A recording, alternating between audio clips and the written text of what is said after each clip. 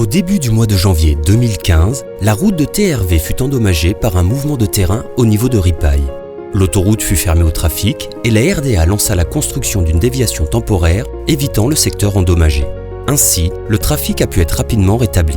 En parallèle, la RDA engagea 2 bureaux d'études spécialisés en géotechnique afin de définir les causes du sinistre et les modalités de réparation. Ils conclurent que le mouvement de sol était dû à la présence de sols médiocres situés entre 12 et 15 mètres de profondeur. La solution de réparation retenue consistait à remplacer ces terrains de faible portance par un remblai granulaire de qualité élevée. Fin 2016, la RDA lança un appel d'offres pour réaliser ces travaux de réparation.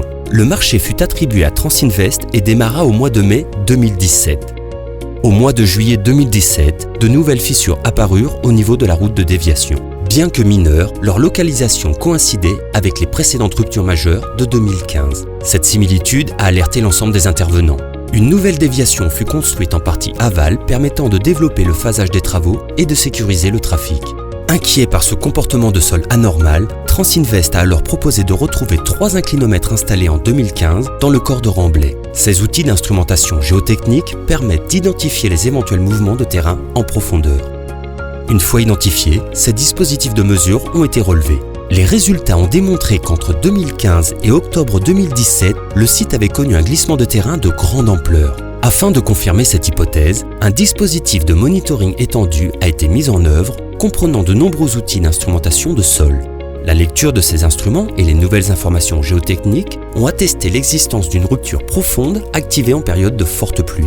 Ce phénomène a été confirmé par le professeur Magnan, géotechnicien de renommée mondiale. C'est ce même professeur qui a défini la solution au problème rencontré.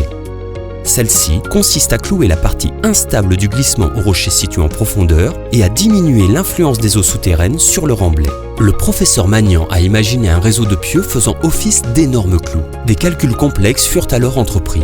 Ils conclurent que le dispositif de stabilisation devait comprendre 191 pieux de 1 mètre de diamètre répartis en 2 rangées sur un linéaire de 200 mètres. Les travaux ont été réalisés par Sinohydro entre septembre 2018 et février 2019. Une fois le glissement profond stabilisé, Transinvest continua les travaux de remblai, d'assainissement et de reconstruction de la chaussée.